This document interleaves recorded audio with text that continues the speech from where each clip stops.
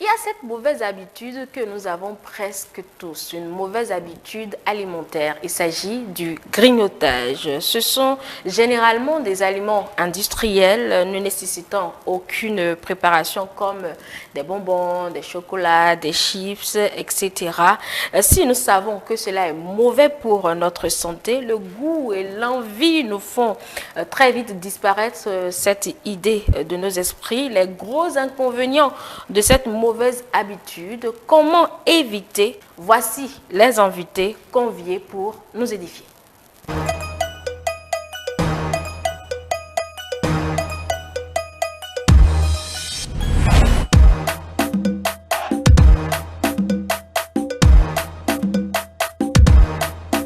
Pour ce qui est des invités, Monsieur André Alironou, qui est psychologue, et il nous parlera de ces troubles alimentaires. Oui, allez-y, allez-y, c'est la nouvelle donne. Vous n'avez pas encore goûté à la nouvelle donne.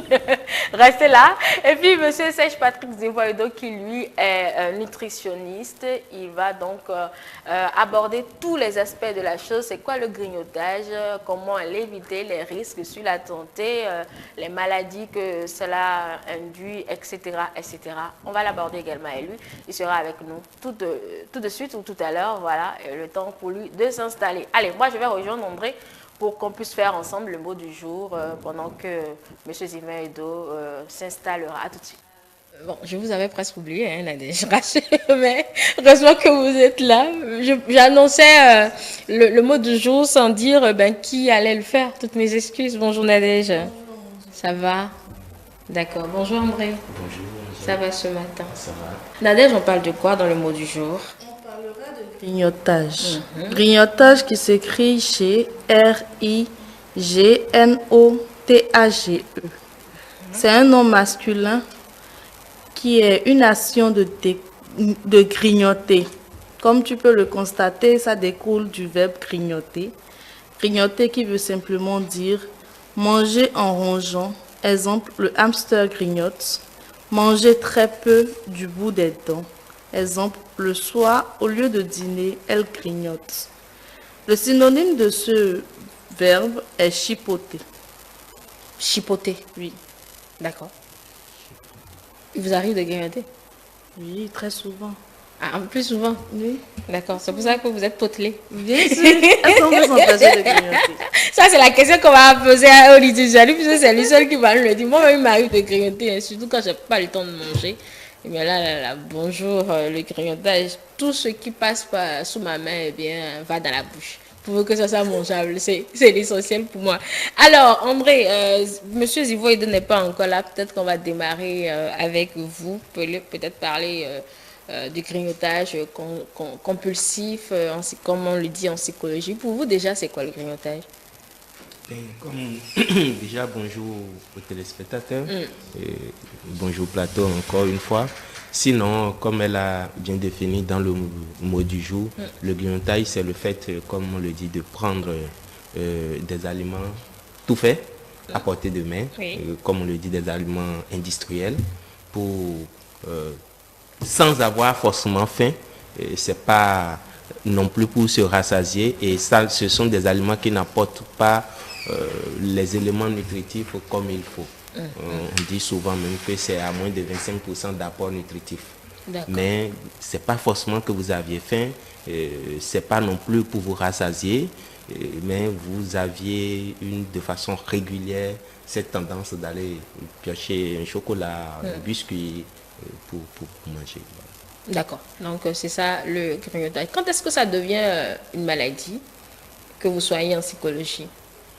Ben, déjà, il faut savoir que c'est vrai, c'est un phénomène, mais le confondre au trouble, je vais dire, de comportement alimentaire, il faut faire un peu la part. D'accord. Le grignotage même va devenir compulsif quand, en psychologie, quand le comportement trouble votre, votre habitude. Et gêne votre entourage, alors on dira qu'il y a problème. Donc, comme vous le dites, la plupart d'entre nous, pris par une activité rapidement, on prend quelque chose pour maintenir ou pour dire, bon, pour éviter l'ulcère, etc. Mais lorsque vous savez que ce que vous ingurgitez Oui. vous rend malade, par exemple, votre aliment préférés pour aller, ou les aliments préférés que vous prenez pendant le grignotage, ce sont des aliments sucrés, alors que vous êtes déjà en quelque sorte un peu prédisposé au diabète. C'est comme si vous êtes en train de vous rendre malade, sachant bien, mais vous le faites. Et quand vous remplacez le grignotage par, vous remplacez le repas normal, régulier, normal, par le grignotage, voilà, là on peut dire qu'il y a problème. Quand en dessous de votre grignotage, il y a j'ai envie de dire des soucis, il y a une dépression qui ne dit pas son nom, il y a une tension, il y a quelque chose comme ça, là on peut dire qu'il y a problème. Donc il faut demander. Mais les TCA, les troubles de comportement ou de conduite alimentaire, sont des pathologies qu'on prend en charge normalement, qu'il ne faut pas forcément confondre. Qu'est-ce qui explique ce trouble-là concrètement? Est-ce que c'est le stress, l'anxiété dont on avait déjà parlé? C'est ça qui induit ce trouble-là? Bon, ça fait partie aussi des symptômes, mais prioritairement, c'est des questions d'estime de soi, d'appréciation de soi, de sa morphologie, et aussi d'éducation, on va dire. Il y a plusieurs facteurs, on va dire l'environnement. Ça peut en appeler aussi à une question de, de transfert génétique. Si dans votre famille, des gens ont déjà vécu, ont souffert de ces troubles, il est fort probable que vous en souffriez aussi, que ça apparaisse aussi. Bon, c'est génétique. Ça appelle aussi génétique, si vous aviez. Puis il y a aussi l'âge. Plus vous êtes adolescent, il y a aussi le sexe. Tout ça qui joue, qui amène. Mais fortement, il faut savoir que en dessous de cela, c'est l'estime de soi, c'est l'appréciation qu'on a de sa morphologie, et de la perception qu'on a de soi-même, et l'acceptation de soi. C'est plus ça qui est devant. En plus, bien sûr, des stress, et puis des facteurs physiques, biologiques, et puis voilà. D'accord. C'est vrai que vous n'êtes pas nutritionniste, mais en attendant qu'il vienne, je veux bien vous poser les questions. Ce qui nous pousse à grignoter, est-ce réellement la faim ou bien c'est l'impression d'avoir faim? Parce que moi, j'arrive pas à comprendre si c'est réellement la faim ou bien c'est autre chose. Non, je pense que dans les faits, il est même dit, c'est pas la faim. C'est pas la faim. Et c'est pas pour assouvir la faim, c'est pas que j'ai faim, je prends quelque chose. C'est pas ça. C'est un peu comme un élan, une envie. On y va vers, je sais pas, je trouve pas les mots justes pour vraiment expliquer l'élan qui nous y amène, mais c'est pas parce que j'ai faim que j'y vais, pour apporter l'élément nutritif qu'il faut.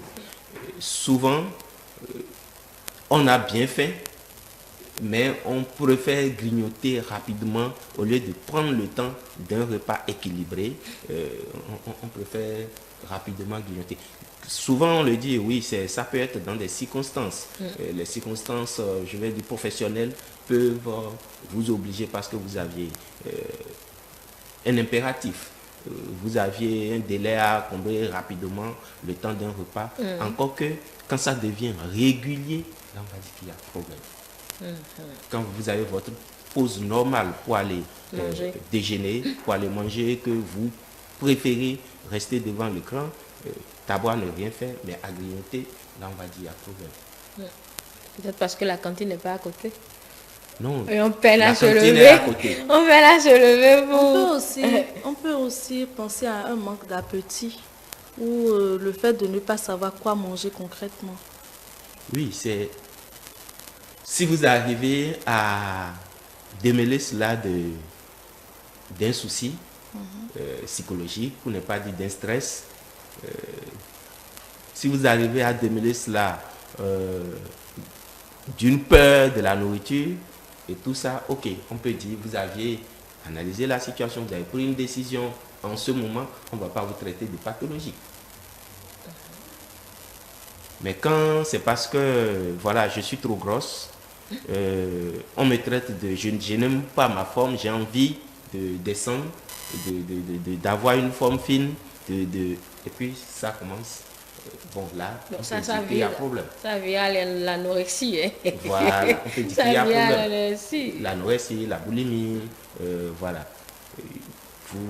Quand vous aviez derrière cela une justification morphologique ou j'ai envie de dire psychologique, là, on peut dire qu'il y a problème. Vous avez dit que ce n'est pas vraiment l'envie ou bien la faim qui nous amène à grignoter. Mais moi, j'ai peut-être, je ne sais pas si j'ai une mauvaise habitude, je donne mon exemple pour mieux poser la question. Quand je suis super stressée, super inquiète, je mange systématiquement. C'est grignoter aussi? Pour aller vers la boulimie, c'est en fait ça. Vous êtes stressé, vous aviez, j'ai envie de dire, une surcharge émotionnelle psychologiquement et vous déversez dans le repas, mais dans le repas en grande quantité.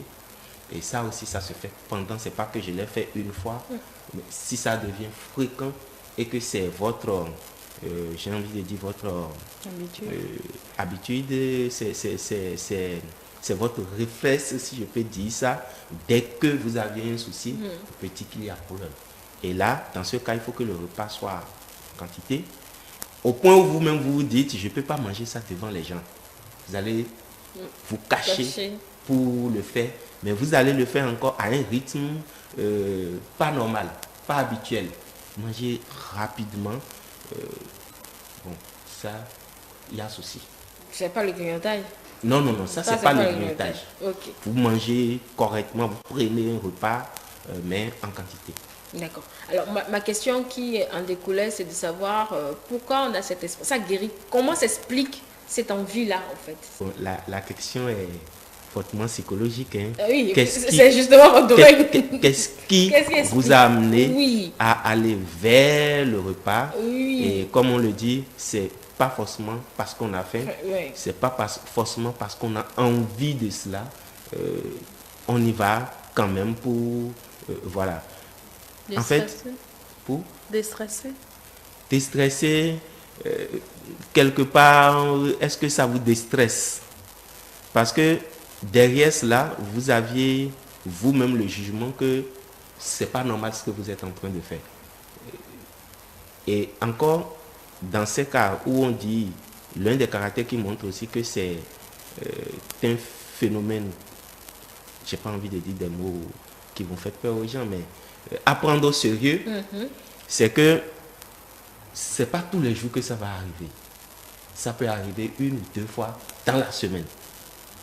Vous voyez, ça ne vous appelle pas, ça ne vous alarme pas tout de suite. Vous dites, bon, manger une fois copieusement ou 2 fois dans la semaine, bon, ça peut encore aller. Alors que c'est là que se situe tout le danger. Et ça va s'étendre sur une période bien définie. Vous allez avoir ce comportement sur une période de 3, 4, 6 mois. Bon, vous avez l'impression que vous gérez. Mais en même temps, pendant le repas, vous savez que vous avez perdu contrôle. L'élan qui est en vous, qui mange, vous inhibe du contrôle de ce que vous êtes en train de faire. Et vous empêche de vous arrêter. D'accord. Donc, bon, là, on est purement dans la boulimie. Maintenant, qu'est-ce qui fait que je me mets à me comporter comme ça avec le repas? Comme je l'ai dit, c'est fortement une question de stress. Et pour vous, c'est la réponse à ce stress-là. Mais en bas de cela, il y a aussi la confiance en vous. Le fait d'avoir, vous savez, l'un des premiers réflexes qu'on acquiert lorsqu'on est enfant, c'est porter quelque chose à la bouche. À la bouche, téter. En fait, on est satisfait tout de suite par le fait de téter, de sentir. C'est ça qui nous amène à... Mais ici, c'est comme si vous retournez un peu dans votre état primitif pour montrer que vous existez. Mais de façon purement, j'ai envie de dire, existentielle, Oui. vous allez pas trouver la raison là, mais c'est que vous êtes en train de vous dire, j'ai envie d'atteindre, c'est comme si vous voulez vous donner une certaine identité en posant l'acte. Comme si vous êtes dans une réparation vis-à-vis de vous-même D'accord. en posant l'acte. Mais qu'est-ce qui peut vous apporter si vous êtes dans une logique de changer de morphologie? Qu'est-ce qui peut vous amener à changer de morphologie? C'est votre repas. Bon, c'est vrai que dans le cas de boulimie, il y a aussi d'autres aspects où vous allez, pour certains, après l'acte, ils vont avoir un comportement de vomissement, de rejet de ce qu'ils ont, ou même vont aller jusqu'à prendre des laxatifs pour rendre encore, pour maintenir le poids. Bon, ça, on va parler aussi d'autres choses, mais il faut comprendre tout simplement qu'en bas de ces affections-là, il y a l'estime de soi, la confiance en soi qui joue énormément, qui vous pousse à l'acte, un peu comme... Mais comment l'estime de soi peut l'expliquer? Vous aviez un adolescent, je vais laisser le cas des enfants d'abord. Vous aviez un adolescent ou une adolescente, puisque c'est des choses qui touchent plus. Bon, moi je suis plus dans les pathologies, les TCA, mais vous êtes plus dans le grignotage. On va mettre les grignotages dedans. D'accord. On va mettre les grignotages dedans, alors que les grignotages, il ne faut pas les considérer encore comme un trouble. D'accord. Mais bon, ici, ce sont des troubles, comme on le dit, qui touchent majoritairement les femmes, les filles. Et prenons une adolescente qui voit dans sa famille tout le monde bien arrondi et qui, elle, veut être mannequin. Voilà. Le rejet de sa morphologie, non, j'ai envie de dire, de son patrimoine biologique, quand elle regarde sa mère, sa tante, etc., qu'elle ne voudrait pas y aller tout de suite, elle n'apprécie pas ce corps-là. Elle va commencer par prendre des précautions pour éviter d'atteindre là. Et qu'est-ce qu'il faut faire? On a l'impression, on pense, ou on dit tout de suite, c'est pas si je mange ici, ça va m'amener à... Donc, on va commencer par éviter les repas le plus possible, jusqu'à maintenir, s'il faut, sélectionner certains repas, mais on va éviter le plus possible de repas pour pouvoir maintenir sa forme. Et d'autre part, voilà, tout le monde est en bon point dans la famille, et elle, quel que soit, elle est toujours svelte, mince, là, et que voilà, c'est la seule injure qu'on trouve. Regardez comme même le vent peut te faire tomber. Voilà. Quand on commence ça et qu'elle a envie quand même aussi de montrer que c'est possible, tout de suite, elle peut aussi commencer par manger excessivement. Ok. Au-delà de. Mais dans le cadre professionnel où on est déjà rendu adulte, la nourriture, quand on prend son repas quelque part, on ne souffre pas avec. On n'a pas de rapport de conflit avec le repas. Ah, rapport de conflit. Non, mais devant ton repas... Manger, rapport de conflit. Donc, vous êtes en sécurité en fait. Quand vous avez votre repas en face de vous, surtout un plat que vous aimez en face de vous, qu'est-ce que vous faites? Me donner des On pense à rien. Vous me donnez des envies ce matin. On a envie de se faire plaisir, de descendre le plat, voilà. Donc, il y a cette assurance, cette sécurité tout de suite quand le stress est là, qui nous perturbe on a envie de se retrouver. Et si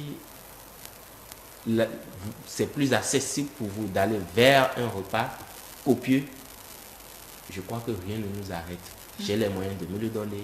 Et je peux, voilà, on fonce sans réfléchir à quoi que ce soit. En fait, c'est ce phénomène qui nous amène lorsque le stress, parce que le stress, il va perturber votre fonctionnement psychologique, c'est juste ça. Donc quand il y a la perturbation et que vous mettez dans cet élan, comme on l'a dit, qui aussi peut inhiber un peu les sens de réflexion, vous allez vous retrouver sans contrôle en fait. C'est juste, j'ai envie de dire, l'appréciation du mets qui dirige votre organisme. Ce n'est plus vous, psychologiquement, qui prenez la décision. C'est l'organisme qui est un peu comme un robot qui travaille en ce moment. Donc vous perdez contrôle et c'est voilà le produit qui est là que vous gérez. Ok. Vous avez des questions, Nadège? Moi, ma question serait, est-ce qu'il vous arrive de ne pas grignoter? Oui, je peux prendre la décision de ne pas grignoter, moi personnellement. Oui, parce que si je trouve que moi, par exemple, quand j'ai très faim ou quand l'heure de manger est dépassée, je ne peux plus prendre quelque chose, même grignoter. Vous savez, c'est une habitude corporelle. Quand vous êtes éduqué comme ça, je dois laisser passer le temps, prendre du liquide, quelque chose de liquide.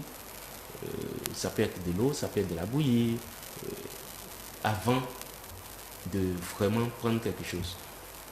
Mais grignoter déjà, moi personnellement, je ne suis pas trop porteur des friandises, des petites choses. Je ne me prends pas comme ça. Ceux qui suivent de l'ulcère, on leur demande d'avoir toujours quelque chose à côté. Je ne souffre pas d'ulcère, moi. Non, ça peut se demander si cela contribue déjà. Oui, en fait, c'est que ne laissez pas vos intestins vides. Quand ils vont commencer par se frotter entre eux, ça va aggraver les plaies. Donc, c'est pour ça que ceux qui souffrent d'ulcère, je pense, sous le contrôle des diététiciens, on dit d'avoir quelque chose à grignoter toujours à côté pour ne pas laisser l'intestin totalement vide. Sinon, vous allez aggraver, vous allez ouvrir plus vos plaies si vous vous entêtez à dire je travaille, je n'ai pas envie de manger tout de suite. Et si vous laissez passer, vous ne prenez pas correctement les repas. Mais si vous prenez correctement vos repas, comme il faut, je pense que vous n'avez pas besoin de forcément grignoter. Maintenant, quand on parle de grignoter, dans ce cas de grignotage normal, j'ai envie de dire, c'est que vous prenez juste la quantité qu'il faut pour résoudre un problème.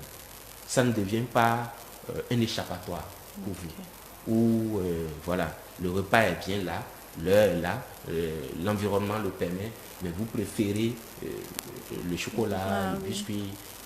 Là, il y a problème. D'accord. Et ceux qui cultivent peut-être cette mauvaise habitude alimentaire, comment on les soigne? C'est ce que je dis, ce sont des pathologies qui, quand même, appellent à plusieurs facteurs.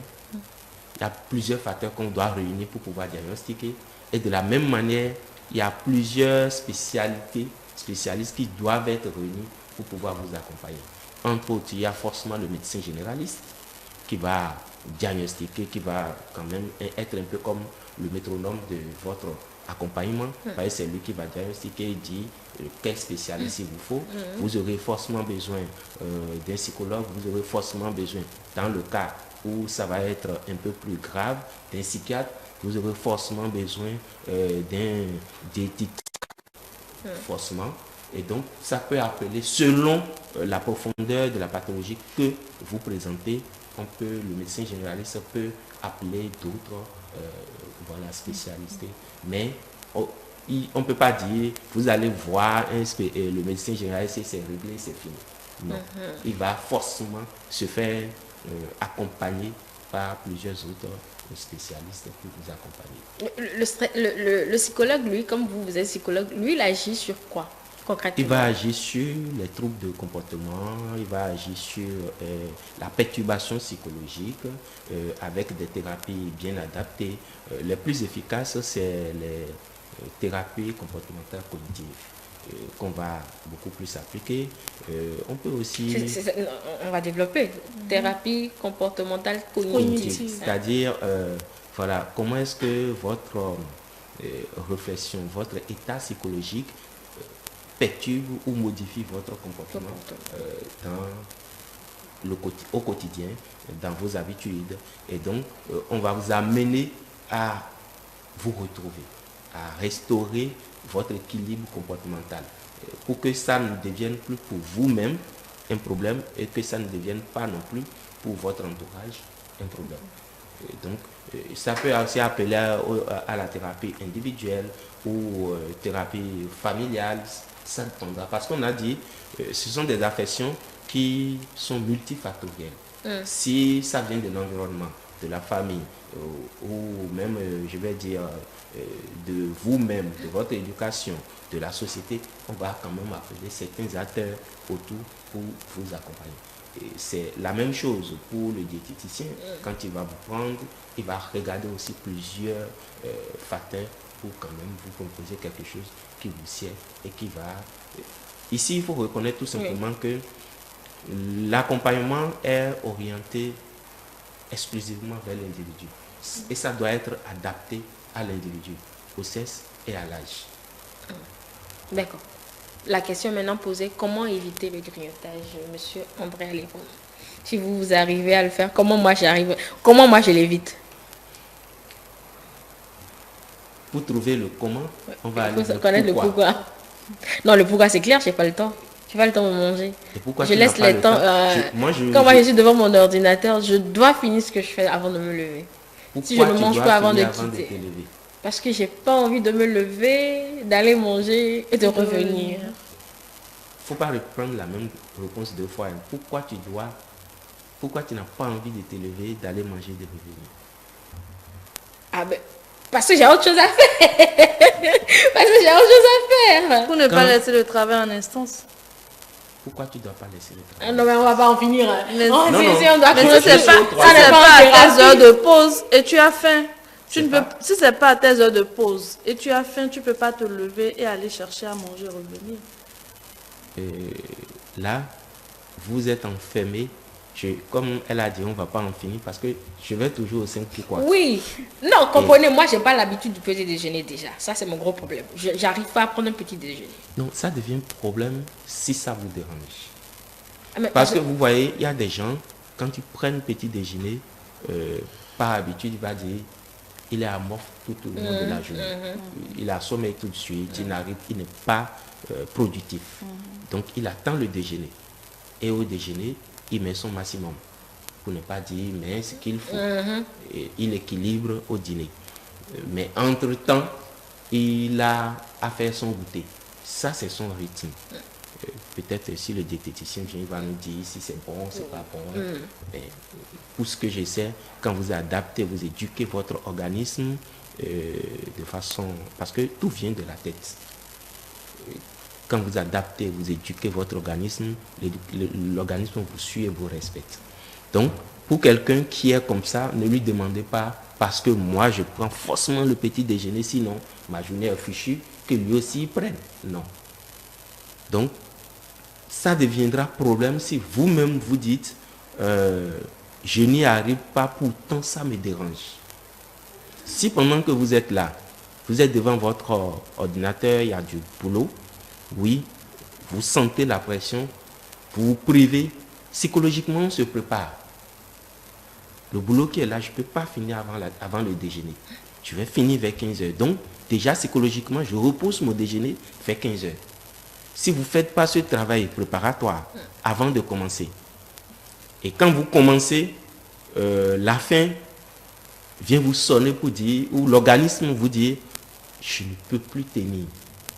Inutile. Quand bien même vous serez devant le travail, vous allez plus traîner que si vous prenez la pause pour aller manger et revenir. Donc je pense qu'en ce moment, on prend la décision juste. Maintenant, si vous avez pris l'habitude, parce que vous aviez faim, quand vous aviez faim, vous êtes sous pression et que vous travaillez plus efficacement, il faut aussi penser à l'ulcère. Donc, en ce moment, pour éviter d'aggraver mon ulcère ou de tout, je prends quelque chose pour maintenir. Mais ça n'empêche pas que juste après, j'aille manger. Ça, ce sont des habitudes. Le diététicien va nous dire si c'est correct ou pas. Et je pense que beaucoup d'entre nous, on adopte ce comportement-là pour dire, voilà, c'est le travail d'abord, c'est le travail d'abord. Mais il ne faut pas oublier, si ça vous use, si ça vous, j'ai envie de dire, détruit de l'intérieur, vous n'allez pas faire long feu. Donc, il faut regarder, est-ce que ce que je fais est plus bénéfique pour moi ou ça me détruit. Et là, vous prenez la décision qu'il faut pour avancer. Parce que le travail, comme je le dis souvent aux gens, quand vous décédez, quand vous êtes invalide, il y aura toujours quelqu'un de tout le faire. Continuer. Nul n'est indispensable. Donc, la chose la plus importante, c'est vous. Plus vous êtes bien, plus vous êtes en forme, mieux on va vous exploiter, mieux vous allez être productif, mieux vous allez servir votre communauté, votre nation. Donc, vous détruisez sur le moment, régulièrement, parce que vous voulez une victoire momentanée. Bon, je pense que vous vous faites mal. Et souvent, on est dans le déni de cette attitude, de ce comportement. On se dit, ben, écoute, c'est comme ça que moi je fonctionne. Et on est dans une sorte de compétition. Quand il met la tête dans son ordinateur, il faut attendre 5 heures avant qu'il ne sorte de là. Bon, comme s'il y a son trophée quelque part. Il faut pouvoir, on est beaucoup plus efficace quand on espace aussi le travail de pause. Et j'ai envie de dire, de pause sur tous les plans. Est-ce que c'est marcher, prendre un verre d'eau, déjeuner à l'heure qu'il faut, vous serez beaucoup plus efficace et vous allez mieux vivre. D'accord. Donc, pour répondre à la question, c'est qu'il faudrait qu'on ne se fasse pas psychologiquement, c'est cela? Si, sur le moment, vous aviez cet impératif de quand même rendre le document dans un délai repoussé sur 1h, 1h30, la pause, il faut se préparer psychologiquement avant de commencer. Il faut envoyer l'information à l'organisme qu'on ne va pas sortir à midi. Sinon, quand son heure va sonner, l'organisme va vous réclamer son dû. Et là, vous allez chercher les petits biscuits. Et là, vous allez commencer par... Vous allez être perturbé parce qu'il faut répondre à l'organisme, répondre à l'ordinateur. Vous allez être divisé ou perturbé pendant vous ne serez plus autant productif. Mais quand vous avertissez suffisamment votre organisme que voilà, ça va être comme ci, comme ça. Et là aussi, il faut respecter ce qu'on dit. D'accord. Donc, c'est un travail psychologique qu'il faut apprendre à faire pour éviter. Mais comme je le dis, ce n'est pas parce qu'André est en train de le dire ici que désormais, ceux qui ont l'habitude de pousser peuvent dire je vais pousser jusqu'à 17h. Dans tous les cas, il y a une heure pour manger. Il y a une heure pour manger, autrement on va s'écouler. Si vous n'avez plus une question, on va marquer une pause, le temps pour nous d'installer notre nutritionniste sèche Patrick Zinvoede pour aborder avec lui les risques du grignotage, la différence entre grignotage et manger et comment faire pour arrêter surtout le grignotage.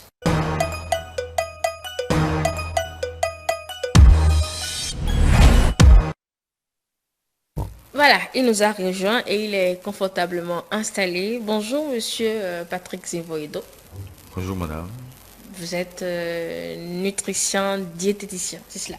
Absolument. Voilà, l'autre thématique aujourd'hui, c'est comment éviter le grignotage. Nous savons que vous avez fait beaucoup de sorties là-dessus et il est bien de nous éduquer là-dessus parce que c'est une mauvaise habitude alimentaire que beaucoup de personnes comme moi développons.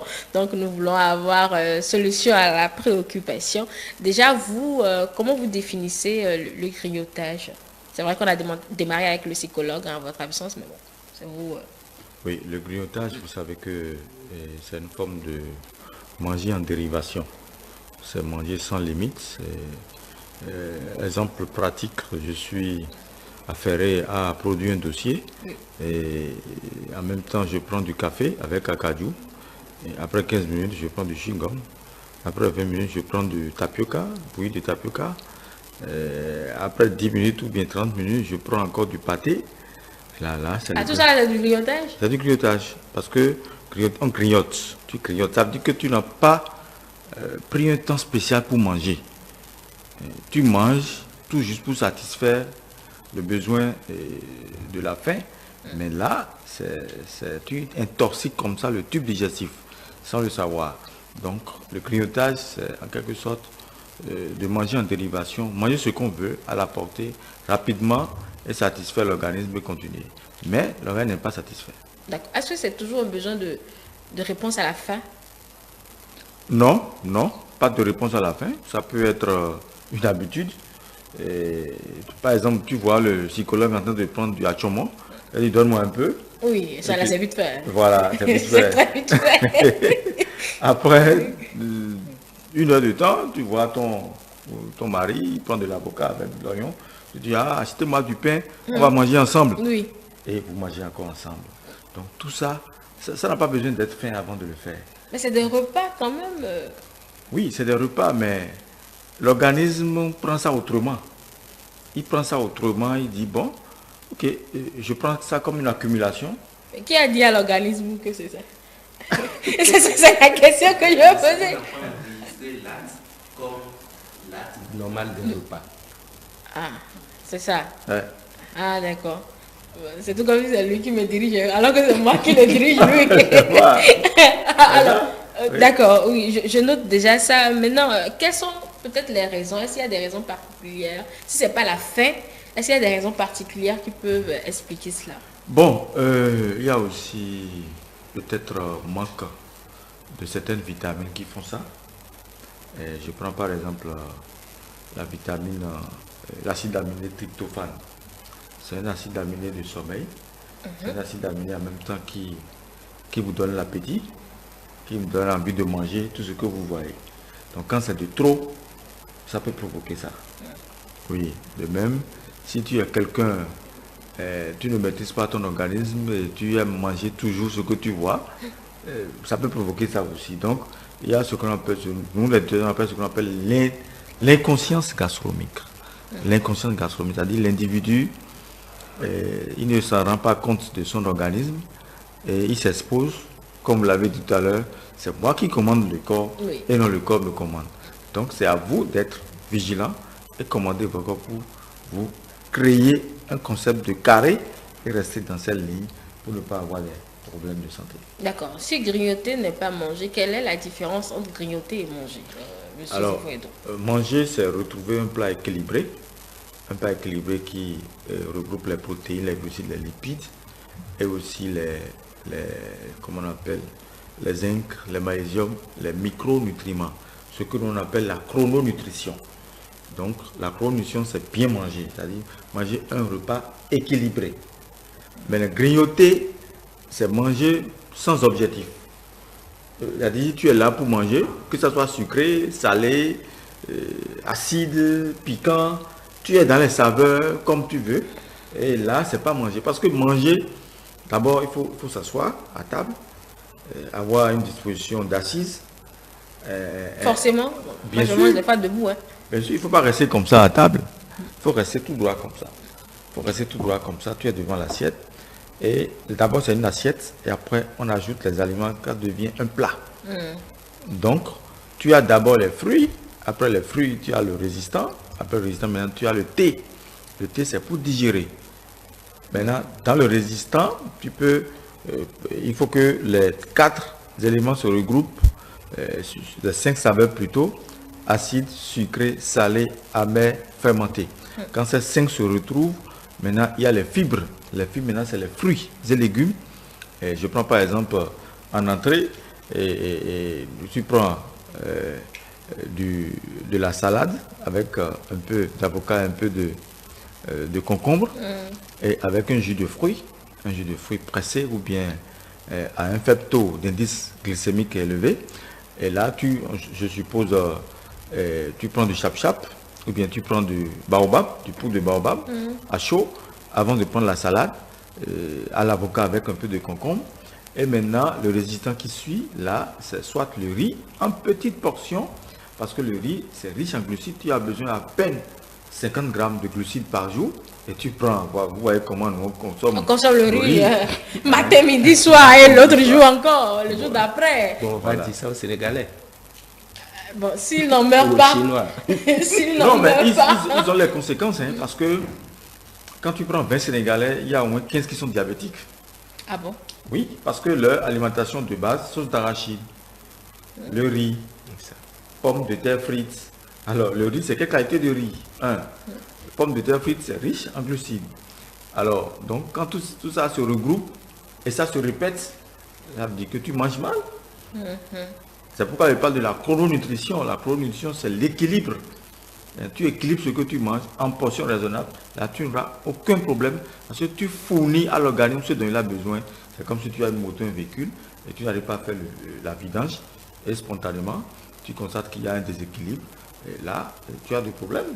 Donc, il faut toujours avoir un diététicien nutritionniste à ta portée et un médecin pour que ton alimentation soit très contrôlée. Parce que nous, hommes, on est tellement... on se délaisse parce que quand on a faim, on ne se contrôle plus. Et dites-vous, notre mode d'alimentation en Afrique est encore mauvaise parce que c'est la malnutrition. Nous sommes tous dans la malnutrition. Quelqu'un qui prend un plateau de riz plein avec sauce de poulet, il ne mange pas. Fromage dedans. Il ne mange pas. Poisson dedans. Poisson dedans, il ne mange pas. Tous les animaux, comme le disent. Voilà. Il y a tous les animaux dedans. Là, le repas n'est pas équilibré parce qu'il y a seulement un excès de glucides. Il y a la sauce tomate, il y a poulet, donc il y a glucides, protéines. Donc il n'y a pas lipides. Il y a l'huile dans la sauce. Bon, ce n'est pas une bonne huile, c'est une huile feuillatée, une huile à base de cancérigène, parce que toutes les huiles que nous consommons constituent un mauvais cholestérol pour l'organisme et beaucoup sont essoufflés. Quand ils montent les escaliers, ils sont essoufflés et ils ne cherchent pas la cause. Quand tu as un petit déjeuner qui dépasse un taux de lipides élevé, supérieur à 50, alors que tu dois prendre à peine 10 grammes de lipides par jour et tu prends au moins 20 grammes de lipides par jour, tu seras essoufflé parce que tu surcharges l'organisme. Et quand tu surcharges l'organisme, ça conduit des accumulations. C'est pourquoi nous, les diététiciens, on a un concept qu'on dit consommation, digestion, accumulation. Consommation, indigestion, accumulation. Ça veut dire que ce que tu consommes, d'abord, tu es dans la consommation. Depuis la consommation, tu as déjà créé l'indigestion. Et de l'indigestion, maintenant, tu es dans l'accumulation. Et là, ça constitue une charge pour l'organisme. Ça veut dire que le processus a été raté et tu as mal mangé. Voilà. Donc, on mange finalement mal tous les jours. On mange tous les jours, même et c'est les dimanches seuls qu'on prépare du riz avec couscous ou bien on fait du couscous. Et tu vas avoir couscous avec poulet ou bien le poisson congelé, alors que la durée de conservation de chaque aliment a un temps. Quand je prends par exemple le croissant, c'est à peine un mois qu'il faut congeler le croissant. Quand je prends par exemple le poulet, c'est à peine 2 mois. Et voilà que tout le monde se converge vers... Non, 2 mois. 2 mois sur une année. Quand tu mets le poulet dans une congélation, dans un frigidaire ou bien quelque part, ça doit faire au plus 2 mois de conservation. Si ça dépasse les 2 mois, ça veut dire que tu rentres dans l'intoxication alimentaire. Et ça, c'est les, comment on appelle, les fièvres typhoïdes, l'hystérose, staphylocoque, des choses comme ça qui commencent. Et on ne commence pas à courir. Et attention à l'hystérose. Parce que l'hystérose, c'est dû à des aliments qu'on a tellement conservés. Et une femme enceinte qui ne commence pas à consommer ces genres d'aliments, le fœtus ne sera plus en bon état. Et là, on dit fausse couche, fausse couche. C'est pourquoi quand je vois les jeunes dames aujourd'hui, mes chers amis, cessons de prendre certains aliments qui sont riches en listérose parce qu'on ne sait pas le contenu. Il vaut mieux de manger vivant. Quand tu manges vivant, tu as 95% de ce que tu as mangé et ça va te donner une longévité. C'est généralement le coût qui engendre toutes ces préférences-là. Bon, le vivant coûte apparemment plus cher que le mort. Oui, il vaut mieux de... C'est-à-dire, je vois que... Quand nous, on a fait une enquête la fois passée dans un département du Zou Nord. Sur 200 personnes dépistées, on a constaté que sur les 200, il y a 180 qui sont exposés. À l'ostérose, là? Non, oui, à l'hystérose. L'hystérose, pardon. Oui, c'est une intoxication, une bactérie qui se retrouve dans le tube digestif. Et quand ça se retrouve dans le tube digestif, parce que la personne a congelé l'aliment. Donc, c'est pourquoi on refuse souvent de prendre des aliments congelés. Donc, quand on congèle les aliments, ça a des impacts négatifs sur le tube digestif. Ce n'est pas aujourd'hui, ça peut faire dans 10 ans après. Si tu as un système immunitaire bien résistant, ouais, ça peut tenir. Mais après, il suffit seulement de prendre peut-être quelque chose qui est gorgé d'alcool. Alors, tu atteins et tu commences par répéter les douleurs. Quand 2 mois de grossesse, le 3e mois, on parle de fausses couches. Les gens, ce n'est pas seulement myome, non. Il y a aussi des intoxications alimentaires. D'accord. Alors, c'est noté. Vous avez parlé tout à l'heure de entrée, résistance, sortie. Nous, on fait plus dans la résistance que dans vos 3 dans vos 3 règles. Les 3, oui, on prend même les 3 en un s'il le faut. On n'a pas cette pratique, peut-être parce qu'on n'a pas le temps de réellement respecter les heures de déjeuner, etc. Comment on règle ce problème-là pour peut-être manger équilibré? Pour régler ce problème, chers journalistes, c'est au petit déjeuner. Si vous voulez avoir... Vous m'éliminez. Moi, je ne prends jamais de petit déjeuner. Bon, je ne veux pas dire jamais, mais je prends très rarement. Parce que l'Africain se donne au travail et il mange mal. Et c'est le soir maintenant qu'il se retrouve à table avec ses enfants, sa petite famille, pour manger. Mais le repas du soir, c'est pour les ennemis. Les anglophones le disent toujours, le petit déjeuner, je donne ça à mes amis. Le petit déjeuner, je consomme seul. Le déjeuner, je donne ça à mes amis. Et le dîner, je donne ça à mes ennemis. Donc, le grand repas, c'est le petit déjeuner. Si nous pouvons avoir une méthode d'avoir un bon petit déjeuner, et ce petit déjeuner, ce n'est pas compliqué. Il suffit seulement de prendre une protéine qui équivaut au moins à 50 grammes à la tranche d'âge de 40 à 45 ans. De 45 ans à 65 ans, tu es dans 65 grammes. Et quand tu prends les protéines, tu as, d'abord, on n'a pas de bons œufs aujourd'hui, c'est des œufs artificiels. Donc, bon, ça existe toujours dans les fermes. Bon, c'est vrai qu'il y a les fermes. Après, de fermes même là, moi je vois que tout ça là, c'est des heureusement, on veut revenir à notre filière avicole. Le gouvernement a dit qu'il veut lutter contre tous les produits congelés, donc il faudrait... Il faut qu'il insiste sur de bons œufs naturels. Parce que c'est ça que la population va consommer pour résister. Il y a aujourd'hui maintenant des gens qui ont des problèmes hypospermgramme. Quand je prends par exemple l'œuf contient du testostérone qui booste le sperme. Ah bon? Pour un taux normal, l'œuf naturel. Quand tu vas au marché, chez les bonnes dames qui vendent des poules, naturellement, la preuve, chez eux c'est 200 francs.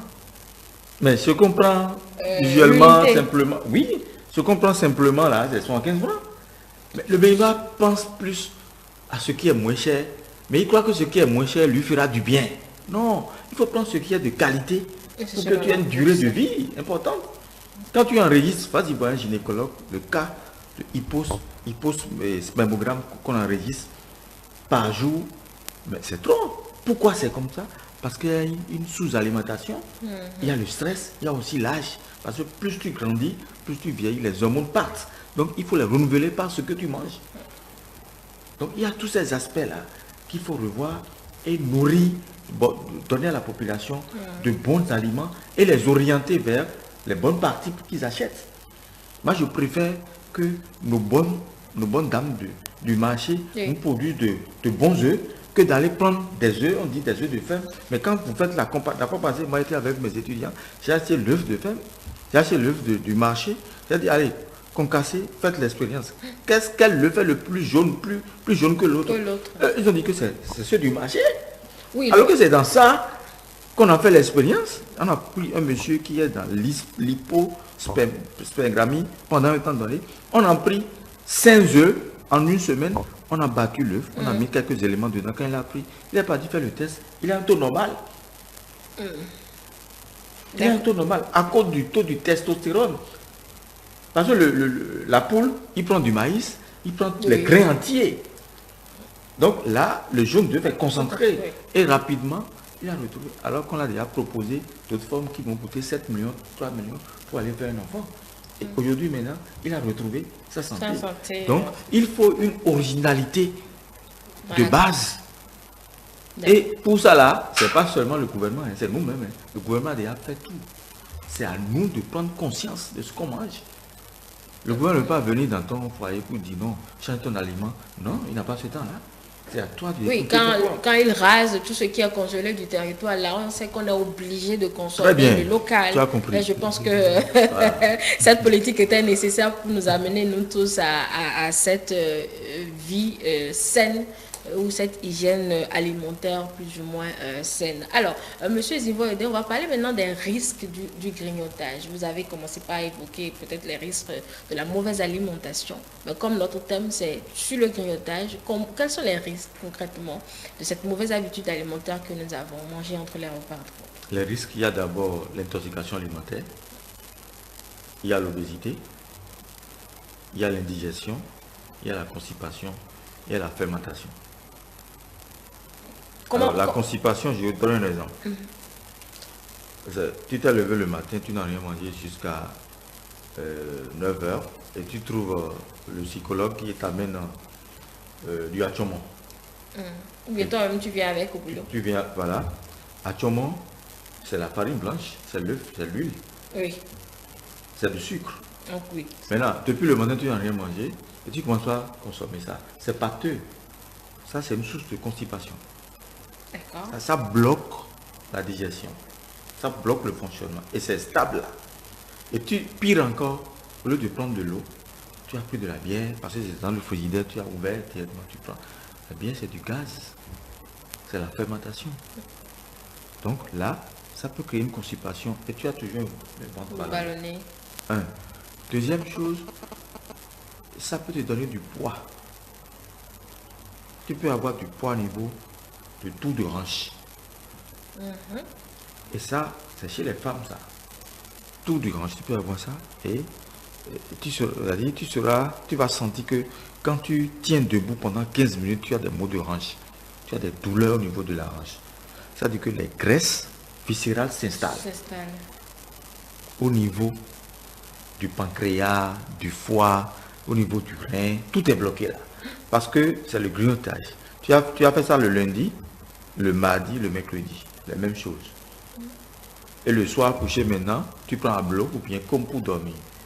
Ça aussi, c'est un grignotage. Ah. Grignotage spontané. Comme là, c'est plus un repas. C'est un repas, mais c'est un grignotage de concentration. C'est-à-dire, là, comme c'est un bourratif, il n'y a rien dedans. Ah bon? C'est pour les maçons et pour les menuisiers. C'est un aliment. C'est un aliment. C'est quand même de la nourriture. Oui, c'est la nourriture, mais c'est une nourriture énergétique qui règle un problème. Ok. Vous voyez, c'est pour les maçons, c'est pour les menuisiers, c'est pour les soudeurs. Pour les amener à tenir Très bien. Voilà. La pénibilité de leur... Très bien. Pourquoi nous, qui sommes des bureaucrates, des chercheurs, on prend ça le soir? Non, le chercheur doit renforcer. On vend plus ça le soir qu'en journée. C'est pourquoi il y a beaucoup de problèmes d'infection, de typhoïde, hystérose, constipation, obésité. C'est ça la source. Le piment qu'on prend pour faire cet aliment, ça, on réchauffe ça. Et on dit moutarde. Moutarde, c'est salé. Le taux, l'OMS recommande 5 grammes de sel par jour. Mais quand tu prends un cube comme ça, on écrit 10 grammes là-dessus. Et dans le cube, nous avons... Est-ce que vous êtes sûr que c'est 5 grammes qui est là? On écrit déjà 10 grammes. Et dans ça, on met 2 paquets de cubes. Donc ça veut dire qu'on dépasse déjà les normes de l'OMS. Donc il y aura hypertension artérielle à tout moment. Donc il faut une conscience personnelle. Le lait, par exemple. Le lait aussi, c'est une forme de grignotage. Les gens font du lait chaud. Ils mettent du sucre dedans, ils mettent du café dedans, ils prennent ça au bureau. Ou bien on leur présente des produits en sachet où ça contient du lait, tout. On met ça dans le chaud, on consomme. Mais le lait, c'est l'ennemi du rein. Le lait, il y a une protéine dedans qu'on appelle caséine. Et quand tu en consommes sans accompagner ce qu'il faut, tu as des problèmes d'obésité. On est tellement orienté vers l'extérieur parce qu'on le fait comme l'extérieur. Mais quand je prends les personnels de Toyota, les personnels de Mitsubishi, si vous voyez comment ils mangent, excusez-moi pour la marque, si vous voyez comment ils mangent à la cantine, vous allez savoir qu'ils seront toujours de bons producteurs. Comment ils mangent? Ils mangent sainement. Et le PDG même insiste sur ça. Parce que tu veux produire la qualité, il faut réfléchir pour choisir la qualité. Donc, on ne mange pas bien. Vous ne voyez pas que nos réactions dans le pays sont un peu bizarres. Nos réactions. Nos réactions, oui. Nos réactions ne sont pas équilibrées. Vous savez, je pense que les téléspectateurs sont suffisamment édifiés. Hein. Il ne fait que dire tout haut ce que tout le monde fait tout bas ou ce que tout le monde sait. Donc, moi, je soutiens à 100% en disant, oui, on mange très mal. La preuve, hein, c'est vrai qu'on est embarqué dans cette logique de mondialisation et de capitalisation qui nous étouffe quelque part parce que la preuve, nos parents au village vivent plus longtemps que nous qui sommes là. À ce qui paraît. Oui, c'est pas à ce qui paraît. Tu le sais, ta mère est plus en forme que toi. Pourquoi? Si, quand ils sont au village, ils mangent sainement. On a l'habitude de penser que ce qu'ils mangent, c'est pas bien, mais combien ont un congélateur où ils vont acheter de la viande congelée dedans, ils mangent même vivant. Congèle pendant des mois. Ils mangent vivant. Ça quitte le champ, ça va à la cuisine. Et puis, ils savent, ils respectent les moments, les heures de repas. Et ils prennent vraiment des repas. Ce que je voudrais ajouter, c'est que l'importance de se mettre à table, c'est que il faut, pendant le repas, il y a psychologiquement un facteur très capital. Il faut que le cerveau enregistre que vous êtes en train de manger, que vous êtes en train de prendre votre repas. Comme ça, il met l'organisme dans la disposition d'après-repas pour faire le travail qu'il faut, pour vous amener à être très positif et pour ne pas, n'est-ce pas, vous amener à être quelque part aussi équilibré. Donc, tant que votre cerveau, lorsqu'on grignote, le cerveau n'a pas le temps d'enregistrer que vous êtes en train de prendre un repas. Parce qu'il lui faut entre 20 et 30 minutes pour enregistrer que vous êtes en train de prendre un repas.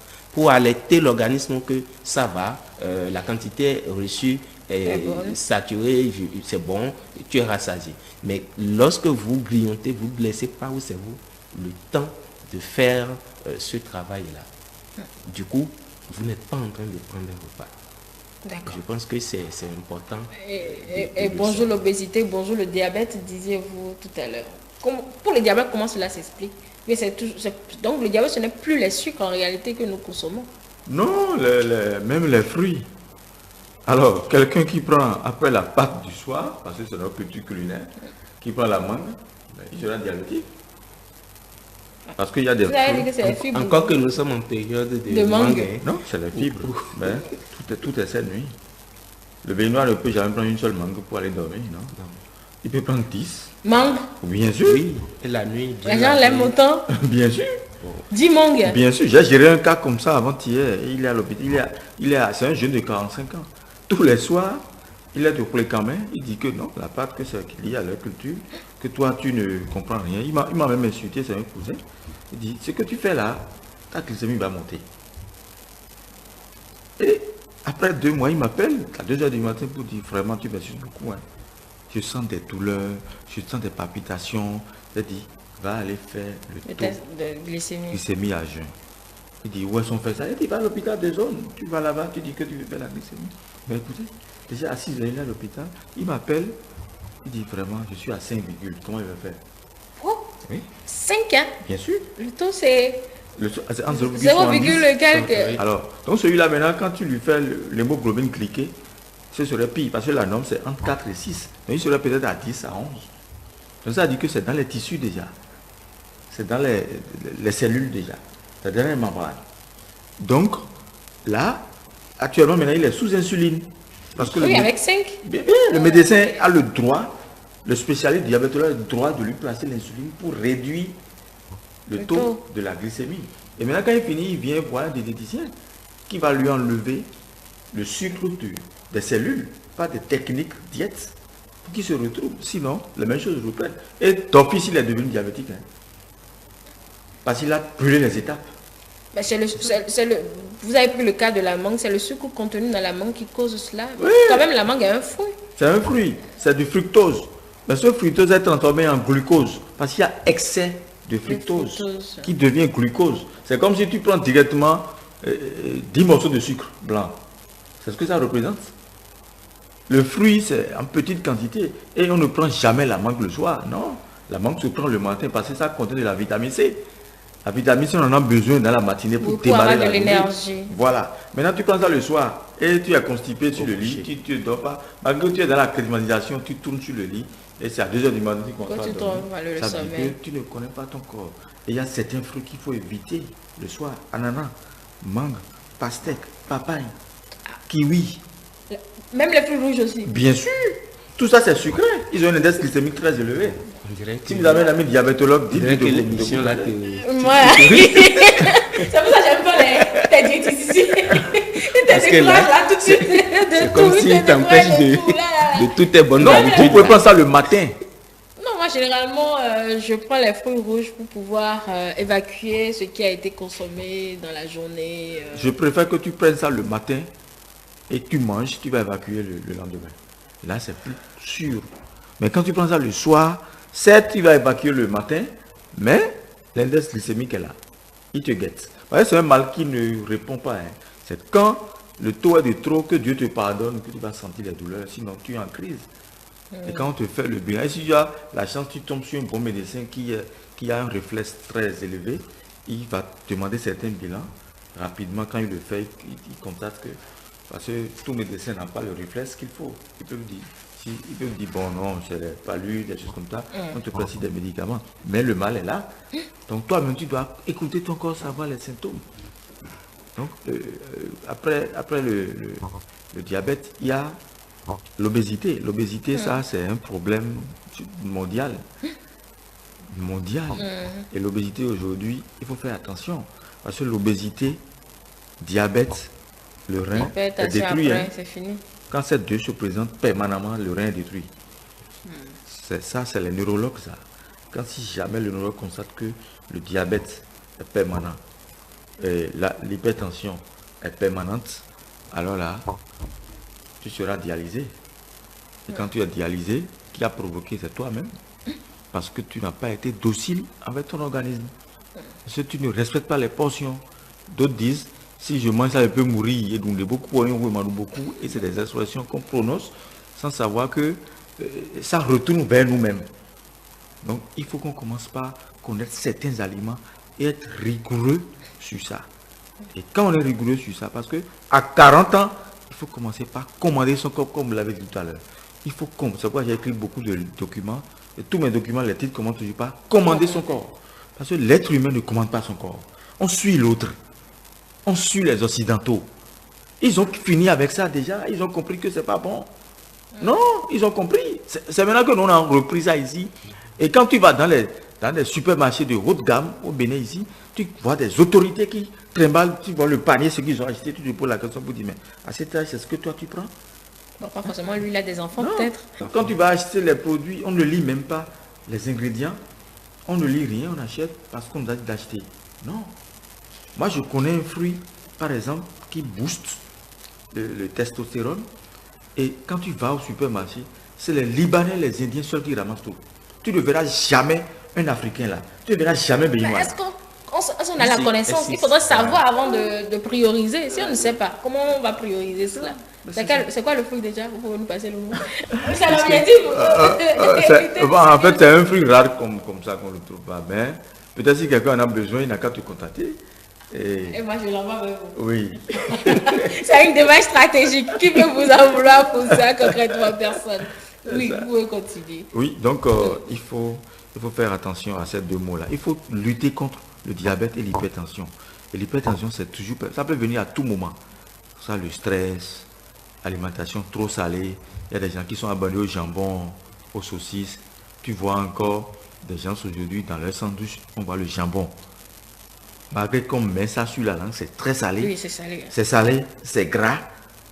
Là, il y a un problème des artères, il y a un problème de cholestérol, il y a un problème de l'hypertension. Donc, les artères sont bouchées. Parce que c'est gras, c'est salé. Et tu en consommes quelle quantité? Et tous les jours. Mais tu prends quelle eau là-dessus?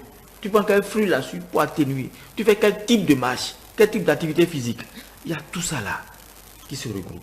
Donc on se néglige et c'est les samedis qu'on voit les gens au stade de l'amitié. Courir un peu, on prend encore la bière. On transpire, on revient encore mais à la source, Et on prend la bière.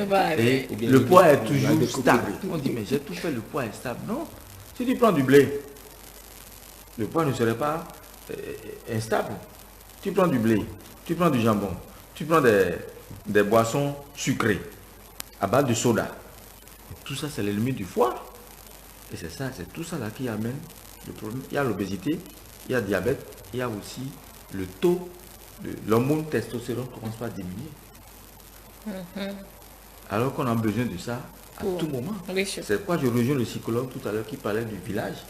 Si tu prends un villageois qui a 80, un cotonois qui a 25 ans, il a un faible taux de testostérone. Oui. Celui qui a 80, il a un bon taux de testostérone. Lui, le cotonou est dans l'industrialisation.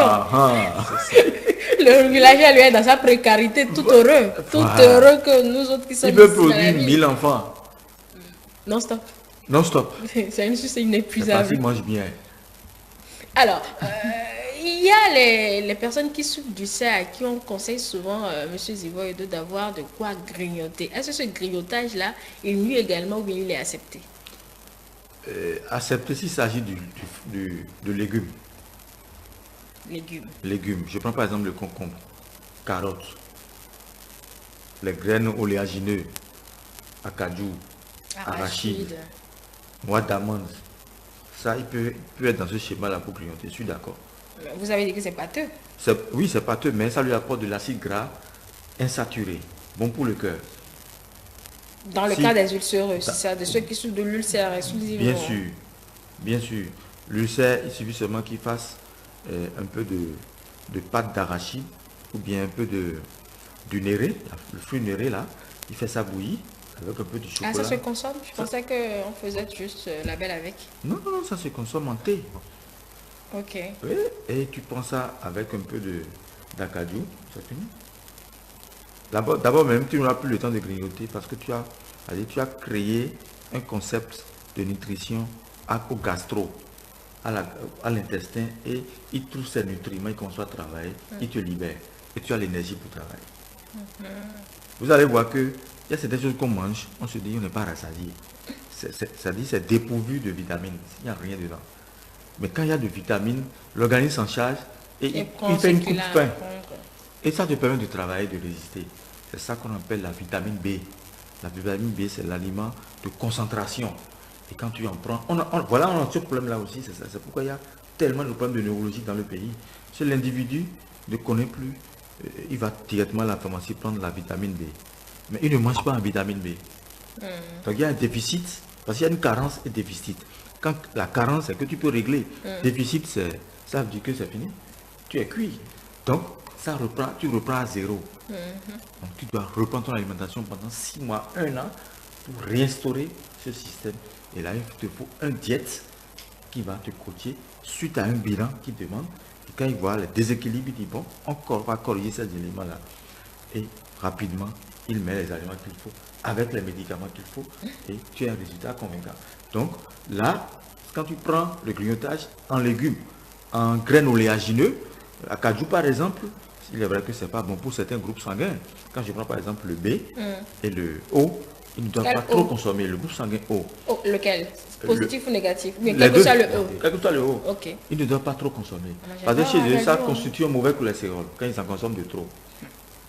Ça devient lourd chez eux. Je remercie même le chef de l'État qui a vraiment initié quelque chose de concret dans ce domaine-là. Quand j'ai vu, j'ai dit, ah, ce monsieur, sincèrement, il connaît la valeur de ce produit. Si et seulement si, il faut. Parce que c'est gorgé de magnésium. Celui qui fait un bilan, il constate qu'il y a un déficit de magnésium. Il attrape à cajou pendant une semaine. Il a un bon taux de magnésium. C'est plus facile de prendre 4 acajou par jour. Tu as déjà au moins 4 noix simples. 4 noix simples, non beurrées. Parce qu'il y a cet aspect-là aussi. Beurré et non beurré. Quand tu prends beurré, il faut savoir que tu prépares ton tombeau. Oui. Mais quand tu prends un non beurré avec la bouillie le matin, je pense qu'une bonne bouillie, ce n'est pas une bouillie qu'on va dépourvue de vitamines et qu'on dit à couillon ou tout le monde. C'est pas ça. Hein. Non. C'est Il quoi, y a, c'est il y quoi a la les bonne flocons bouillie? d'avoine, il y a le sorgho, il y a le millet, il y a le fonio, il y a le néré, il y a la vitamine pleine forme. Parlant Et des quand bouillies tu qu'on prends- trouve à Cotonou, ça là, c'est hard en français. Ici on trouve. Non, je suis sérieuse. Ici on Non, tu trouve trouves ça. du acli. Non, Aclu, c'est dépourvu. il y a C'est rien dépourvu dedans. déjà. Oui. C'est quand quoi je la fais- bonne bouillie? La bouillie de mil ou bien du Le sorgho? mil, le millet là, ce qu'on fait La bouillie rouge, avec, là. avec des guets là, ce qu'on fait avec des guets. Ah, ça c'est le mil, ok. Voilà, le millet. vous faites ça, Et l'autre avec la bouillie rouge avec le sorgho. bien sûr, les Ça deux se aussi. ressemblent, c'est bon. Et avec une date, vous prenez 2 dates et 4 noix d'acajou, mais vous êtes équilibré déjà le matin. Parce que la date, il y a calcium, il y a magnésium, il y a protéines. Acajou, il y a magnésium. Et il y a déjà du grain, j'aime de choses là, du millet. Il n'y a pas de gluten. Ce qui fait des grains là, le rouge et le blanc, tu mélanges. Si possible, tu peux accompagner ça de fonio, les 3. Et tu fais la bouillie le matin avec la date, déjà ça te donne de l'énergie, c'est du sucre. Acajou, si tu n'as pas acajou, tu peux prendre arachide. Et tu varies le matin. Mais c'est fini. Tu maintiens ton poids. Et tu manges bien. Tu peux changer la date en orange le matin, en mandarine le matin, en mangue le matin. Les protéines ici, les protéines se retrouvent déjà dans l'acajou. Ça se retrouve aussi dans la date. Maintenant, il faut que tu prennes une protéine, peut-être animale, en petite quantité, pour la solidification de tes os, des cellules. Et c'est fini. Là, tu maintiens ton poids. Tu n'as pas une glycémie qui monte. Tu gères tes activités et tu te connais. D'accord. Et quand tu prends ça là le matin, à midi pour le déjeuner, Oui, déjeuner, tu peux prendre ce que tu veux. Si tu es télibor, si c'est agbéli, si c'est la pâte de maïs, tu prends ce que tu veux, mais en petites portions. C'est ça le problème. Si tu veux respecter le poids, les grammages en tout, oui. il faut prendre les choses en petites portions. Même au déjeuner, Bien petite sûr. portion. Beaucoup de légumes. Tu peux dire, ah, je veux beaucoup de légumes. On te fait beaucoup de légumes et on te donne une portion de pâte. Tu verras que quand tu prends, tu commences par les légumes et quand tu finis les légumes, maintenant tu termines par la pâte. Là, tu n'as plus envie de manger. Tu t'es rassasié naturellement et on me tient là. D'accord. Alors, Monsieur Zivoire Edo, comment éviter concrètement le grignotage? Oui, c'est ça que je dis. Pour éviter le grignotage, je préfère que vous mangez bien le matin et vous n'avez plus faim. Et il faut s'hydrater. Voilà les astuces pour éviter le grignotage. Il faut s'hydrater. Hydratation. Il faut s'hydrater. Il faut aimer les noix oléagineux, c'est-à-dire cajou, noix d'amande, arachide, cacahuètes. Il faut aimer ça. Il faut aimer aussi les légumes, hein, concombres, carottes, navets, aubergines, même la sauce de chayo. On peut faire ça, tu manges simplement avec du poisson. Là, c'est-à-dire, il faut occuper l'estomac. C'est parce qu'on n'occupe pas l'estomac qu'on a le Occuper, manger tout le temps? non, Non plus. Occuper l'estomac, c'est se concentrer sur les aliments que je viens de citer, par exemple. Les légumes, carottes, les graines oléagineux. Tu peux prendre acajou avec carottes. C'est plus simple, mais Acajou avec carotte. bien sûr, tu prends 4 noix d'acajou, une carotte, avec de l'eau. Là, c'est une forme de grignotage, mais une Un grignotage sain. sain, voilà. Et qui occupe encore l'estomac pour ne pas te créer d'autres grignotages. C'est des astuces simples. Et plus tu as d'énergie, parce que carotte, ça a du sucre. Ah bon? Voilà. Oui, la carotte, Moi, je ne sens pas le goût sucré dans la bouche. c'est sucré. Ah Ça fait bon? partie des légumes à index glycémique élevé. La carotte? Bien sûr. On fait la sauce faite de carottes. Hein? Oui, c'est bon.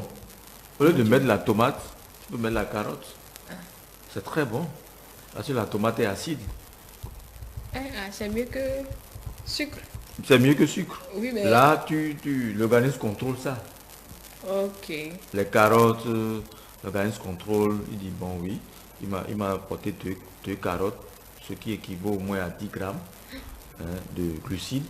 Donc, je dépièce ça en bonne énergie et je partage. L'hormone est là pour jouer son rôle. Voilà, donc il faut prendre le matin. Peut-être le lundi, tu prends concombre avec acajou et 2 verres d'eau.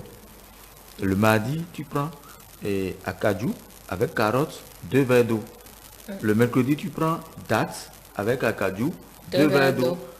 Le jeudi, tu prends concombre avec carottes, avec acajou, 2 verres d'eau. Et tu varies. C'est fini. Ça coûte combien?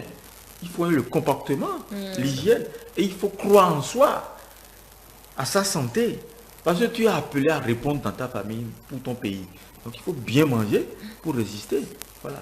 Donc c'est des calculs comme ça qu'il faut faire au lieu de dire amène-nous bien le Congo et bien tu sais pas. Tout le temps vous vous en prenez à la biette. Non, moi ça m'étonne quand tu intègres, il faut poser des actes de conscience. Une bière en passant, c'est pas un problème. Non, en Deux passant, bières dans la semaine, c'est pas rien. un problème. Mais attention. 2 verres de vin dans la... Il paraît qu'il faut un verre bon, je sais pas si c'est un verre d'alcool, en tout cas un peu d'alcool par jour. Oui, c'est normal. Mais dans tout ce que nous mangeons, il y a l'alcool. Bon, ça, c'est l'alcool alimentaire. Ça, c'est l'alcool alimentaire. C'est quand même l'alcool alimentaire. Bon, le reste, là, on peut faire avec. On peut faire avec. Oui. Mais sous votre contrôle, je pense que pour la question là aussi, comment éviter, la première chose à faire aussi pour moi, c'est vider son placard de ces aliments industriels qui nous amènent à grignoter. Très bien. Il faut vraiment vider son placard. Ouais, ça, c'est une bonne stratégie. Hein. Oui, mais chez nous, on dit que quand tu as un invité, tu lui proposes quelque chose. Non, dans l'optique de lui proposer quelque chose, on a ça dans l'armoire pour le moment de la visite. Il faut commencer par éduquer celui que tu as invité. Ah. Moi, je l'ai fait le 1er janvier 2023 et j'ai des ennemis. Tu n'as pas d'amuse-gueule. Non, non, non. Non, c'est fini ça. Moi, j'ai fait mon amuse-gueule à base de carottes, à cajou et du concombre.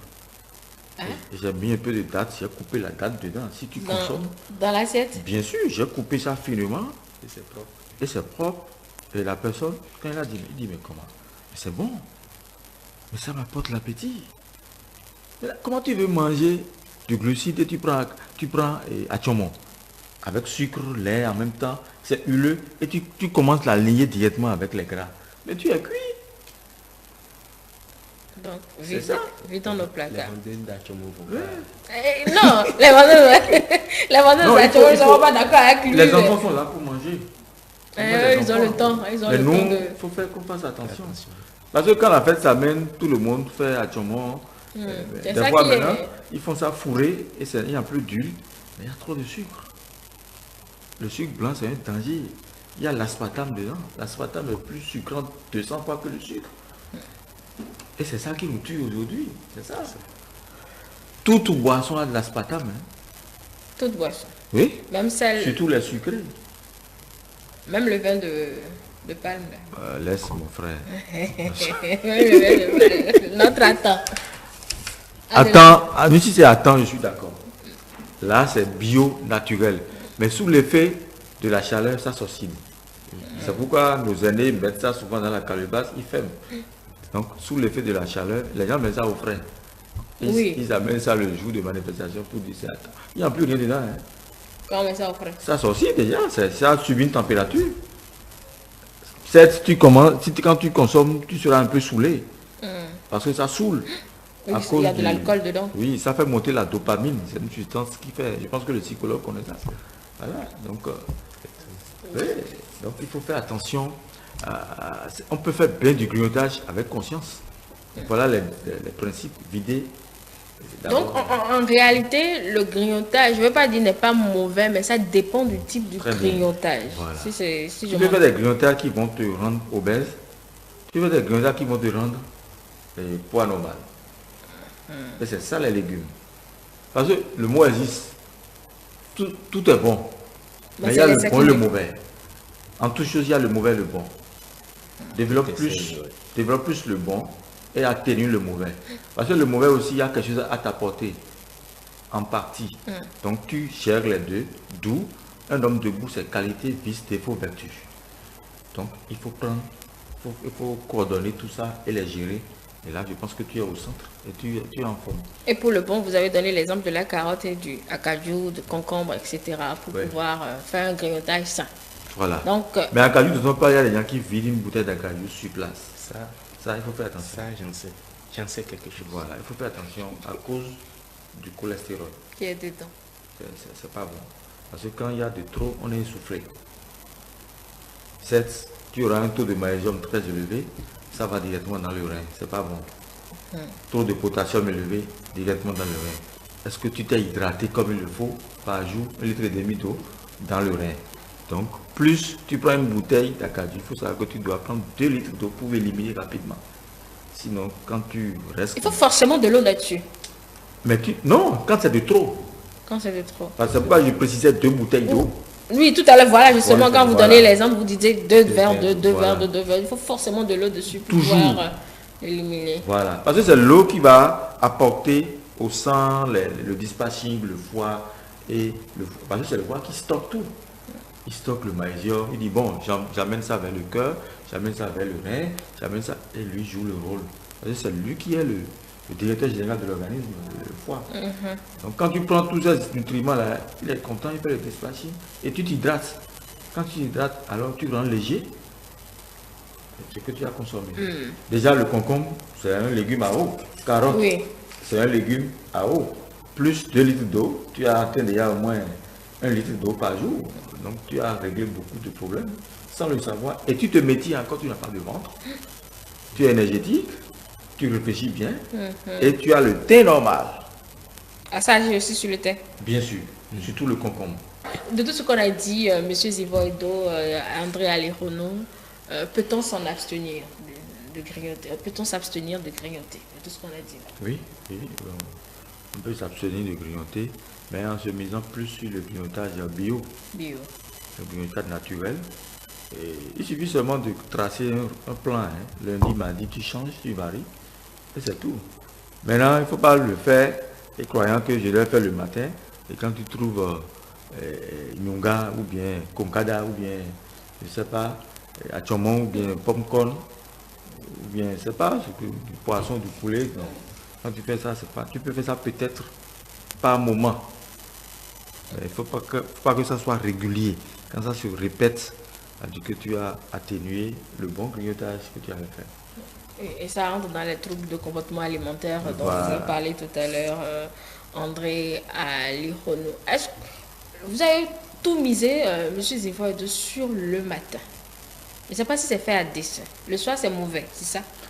Non, le soir, on peut faire le grignotage du soir, je préfère la salade. Hein. Je préfère les légumes. D'accord. Je préfère que vous fassiez feuilles de laitue, oignon, ail, concombre. Feuilles de laitue, carottes, oignon, ail. Le mardi. Mercredi, feuilles de laitue, oignon, patate douce. Le jeudi, feuilles de laitue, oignon, une pomme de terre. Le vendredi, feuilles de laitue, oignon, oui, taro. Alors, là, vous êtes dans les variations. Et vous faites un programme. Mais t'es libre le soir pour aller dormir. Agbeli le soir, non. Tu es candidat potentiel au cercueil. Hein, et ça, c'est fini. C'est non, c'est mieux. Bon, c'est vrai qu'il faut dire la vérité aussi, mais le cercueil, quel que soit le cas. Ah, si tu as 40 ans, 50 ans, et tu manges comme ça le soir, tu vas vite partir. Écoutez, moi j'ai des statistiques privées. C'est-à-dire, je joue, les retraités veulent prendre leur pension. Je vais leur poser des questions. Comment vous vivez à la maison? Qu'est-ce que vous mangez les soirs? Mais sur 100 retraités que j'ai contactés, il y a 80 qui prennent comme. Il y a d'autres qui, leurs femmes ne sont plus et ils vont acheter en ville pour manger. Les enfants sont à l'extérieur, on leur prend des domestiques et ils commandent de hablo, ils mangent, mais ils souffrent des maladies neurologiques. Donc là, c'est un problème. Et à quel âge? 60, 65? Non. C'est pourquoi les Libanais nous embêtent. Vous dites, mais pourquoi vous mourrez ici à 65 ans, 70 ans? Chez nous, c'est pas ça. Parce que on n'a pas intégré notre alimentation en vitamine B. On mange mal les soirs. C'est ça. D'accord. Oui. Bon. Donc, je préfère que le grignotage soit basé sur les légumes. Le soir, même notre chaillot, notre classement, notre bourre, on peut faire ça bien. Du poisson dedans. On mange correctement sans acasa, sans rien, mais c'est fini. On mange seulement le légume. Correctement. On fait la sauce comme légumes là. On coupe l'oignon, l'ail, Et tout tomate. dedans. La personne mange sans acasa, sans rien. Même le soir. Même le soir. Le akasa gêne en quoi en fait? Le casa, c'est l'inflammation. Parce qu'il y a la glycation, l'inflammation et l'acidité. Et le télibo? Ah, ça, c'est l'inflammation et la glycation. Parce que la glycation, c'est ça que les médecins demandent. Hémoglobine glyquée. le sucre dans les cellules, dans les tissus, dans l'hémoglobine. Quand il te dit, quand vous allez faire le bilan, on dit glycémie à jeun. Donc ça, c'est zéro. Hein.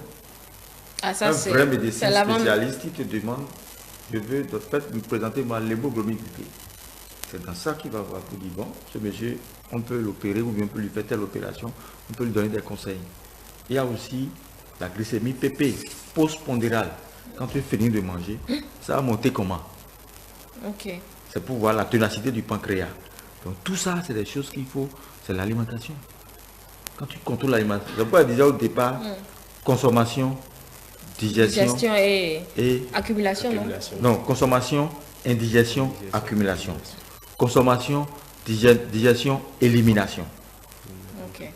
Donc ça veut dire que c'est dans la consommation que le problème se règle.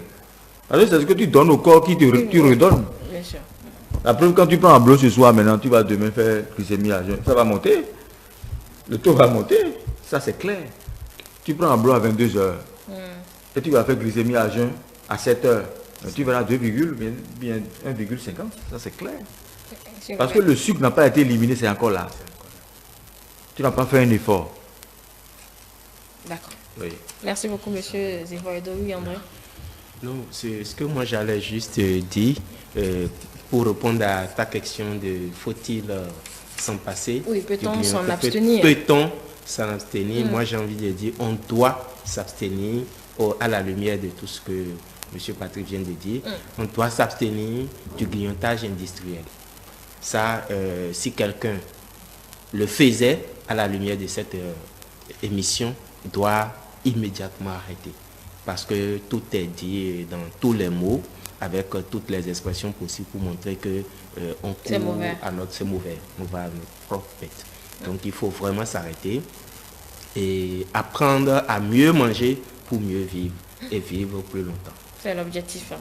Rester un peu plus sur terre avec nos enfants avant de partir.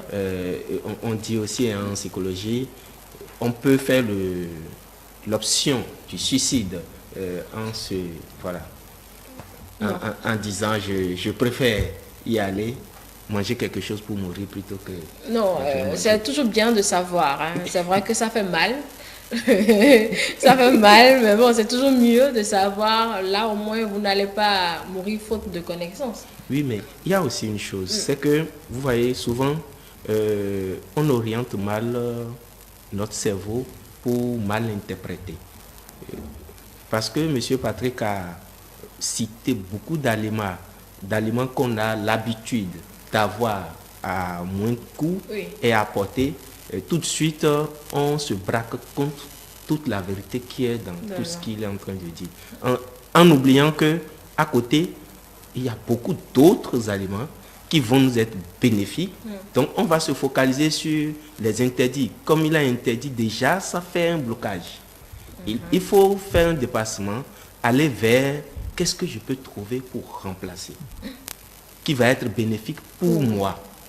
Donc, ne restons pas parce que moi, j'ai l'habitude de descendre une bouteille d'acajou. Il a dit c'est pas bon, c'est fort, c'est si. Donc, je n'écoute pas ce qu'il est en train de dire. En même temps, il a dit, vous prenez 4 noix, vous ajoutez ci, vous ajoutez ça. Je pense qu'on doit faire ce travail-là personnel en disant...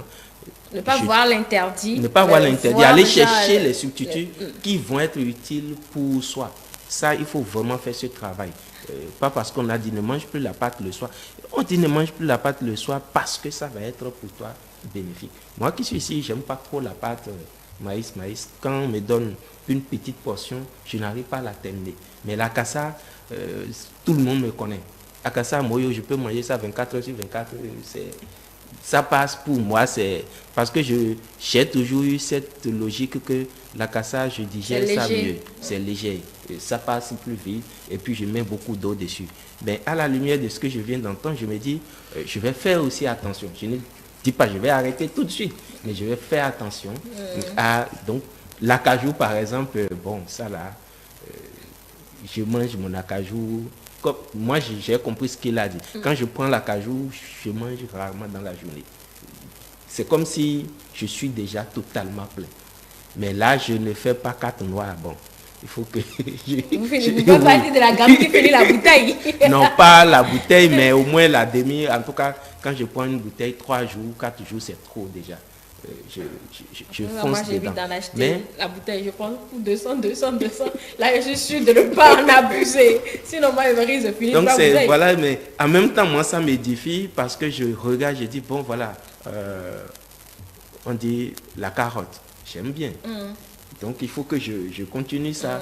Mais il ne faut pas abuser. Faire des petits grignots, c'est des petites choses qui sont à la portée, qu'on peut avoir.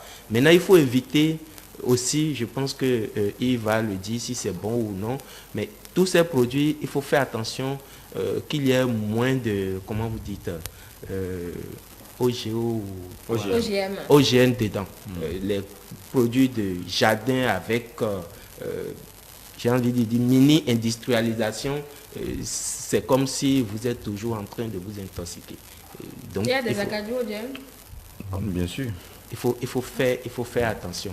Si vous avez un petit espace à la maison, faites comme moi, cultivez votre... Tout ce qu'il a cité tout à l'heure, moi j'en ai à la maison. Hein. Ah bon? J'ai le chaillot, j'ai le glacement, j'ai l'entretien chaque matin, me passer 20-30 minutes pour arroser mon petit jardin, pour ça. D'accord. Merci de m'avoir passé l'astuce. Je vais venir investir les lieux pour pouvoir chercher la carotte et autres là. Parce que c'est l'exercice que vous nous amenez à faire toujours pour notre santé. C'est d'ailleurs l'objectif, avoir une bonne santé sur cette émission. Donc, vous donner les conseils qu'il faut. Allez, merci beaucoup, monsieur Zivo Edo. Merci beaucoup, monsieur Ali Honou.